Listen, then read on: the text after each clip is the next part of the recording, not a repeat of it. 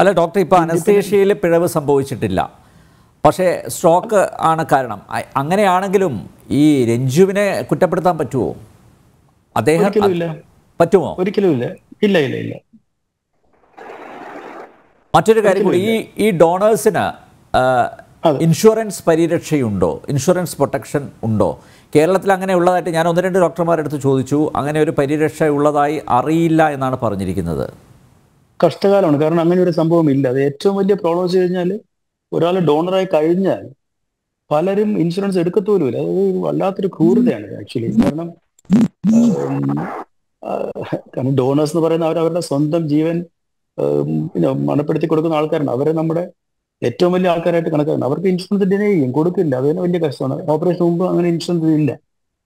ഇപ്പം വെളിയിലുള്ള വെസ്റ്റേൺ കൺട്രീസിലാണെന്നുണ്ടെങ്കിൽ, ഉദാഹരണത്തിന് UK യൂറോപ്പോ അവരൊക്കെ ആണെന്നുണ്ടെങ്കിൽ, അവിടെ എല്ലാം ഇങ്ങനത്തെ എല്ലാ ഓപ്പറേഷനും ഗവൺമെന്റിന്റെ ഇൻഷുറൻസ് ഹെൽത്ത് പോളിസിയിലാണ് ചെയ്യുന്നത്. UK നാഷണൽ സർവീസ്, അതുപോലെ കാനഡയിലുണ്ട്, എല്ലായിടത്തും ഉണ്ട്. അപ്പൊ അവർക്ക് വരുന്നതുകൊണ്ട് എന്തെങ്കിലും പ്രശ്നം വന്നു കഴിഞ്ഞാൽ അവർക്ക് ഈ ഓപ്പറേഷൻ അവർക്ക് ചാർജ് അവർ കൊടുക്കുന്നു. It's paid by the government.